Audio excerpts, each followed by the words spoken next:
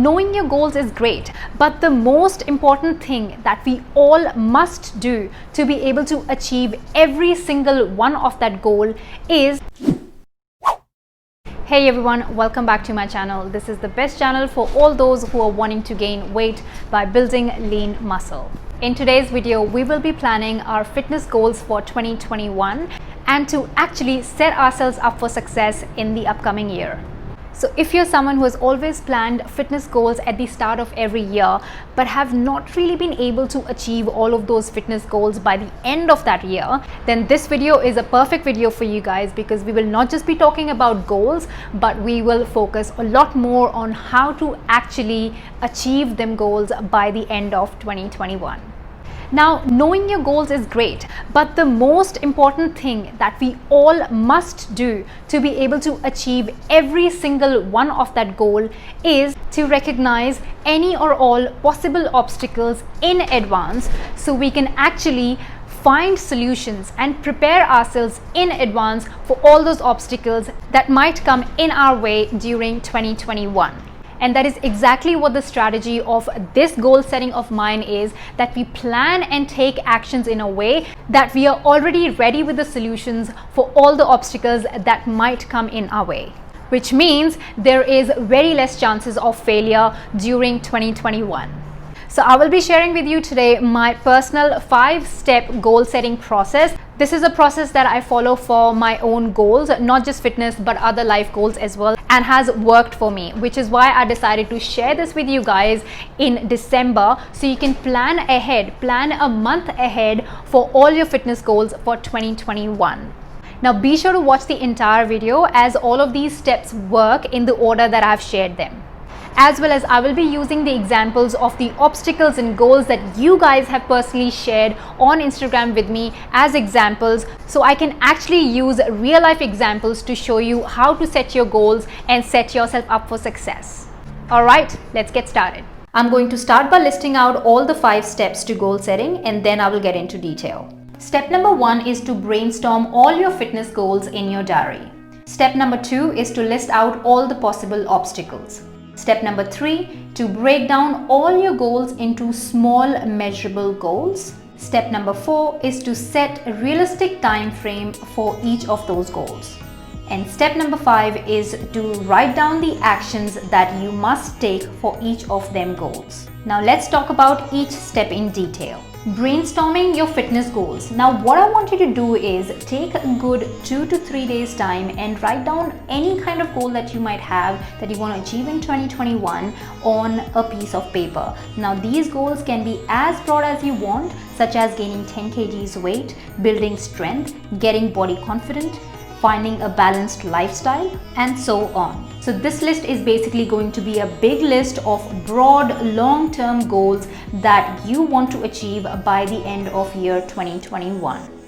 Now once you have this list ready, you want to work on step number 2, which is where you will now be listing out every single one of those possible obstacles that you currently face or you think might come in your way when it comes to achieving all of your fitness goals in 2021. Now these can be full-time studies, busy work schedule if you're a working mom who is also raising a family, poor consistency, not knowing the exercises, poor appetite, lack of motivation, and stuff like that. Now these are some real examples that you guys have shared on Instagram with me, and that's why I've listed them here.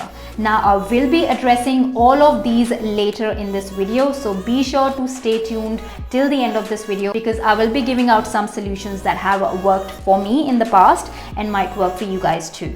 Moving on to step number 3, which is breaking down your broad long-term goals into small measurable goals. For example, if one of your broad long-term goals is to build strength, then you want to break it down into small measurable goals where you can actually measure your results and measure your progress, so that you can make sure that you are in the right path of achieving your bigger goal of building strength.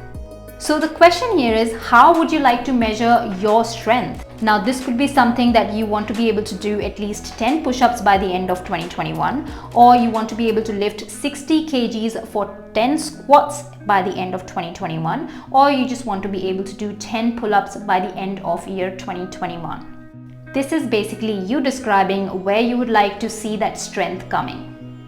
Now this step is highly important because it brings a clear picture in your mind of what exactly your goal is, because now you know how you're going to measure it.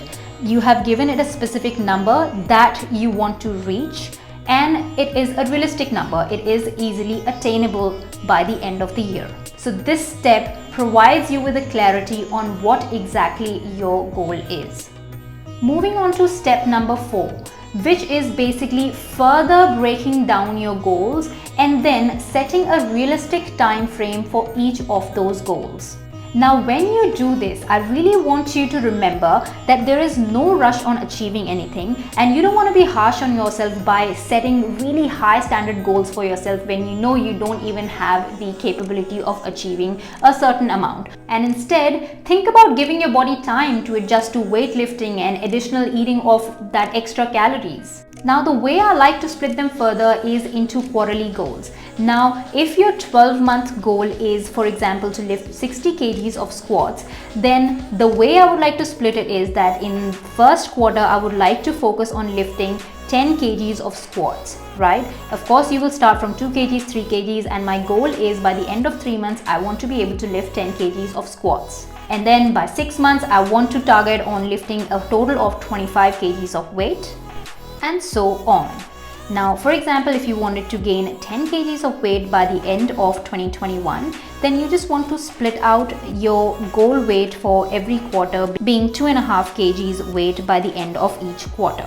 If your goal is to get consistent, then maybe for the first quarter you should focus on working out 3 days a week, increase it to 4 days a week for the next quarter, and so on.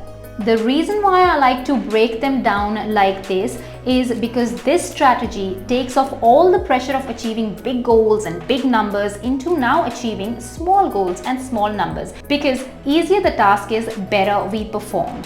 Stress is going to be less on us this way, and as we achieve these small goals and small numbers, we will feel highly motivated to then aim for those big goals and big numbers.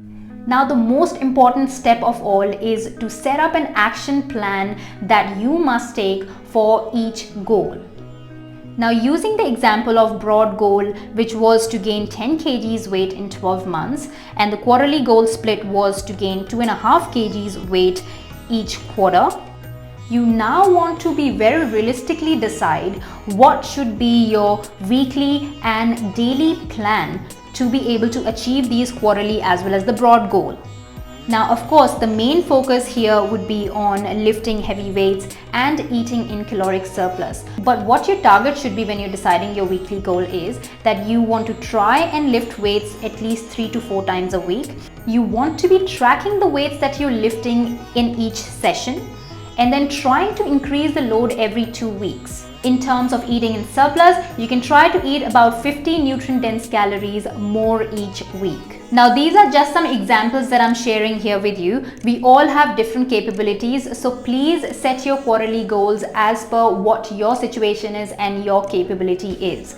Important part of this action plan is that you want to be assessing the actions that you have taken at the end of each month or even every fortnight to make sure that you are keeping track of your progress and to even keep yourself accountable that what you have promised yourself, you are actually following that and achieving your goals as per that.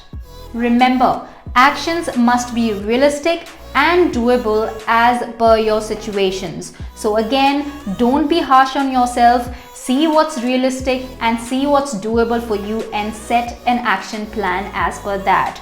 Do not put too much stress and pressure on yourself by setting some unrealistic goals for yourself, as that is the last thing you want. Instead, set realistic goals and enjoy the journey. The main point of this video is that the actions must be realistic and doable as per your situations.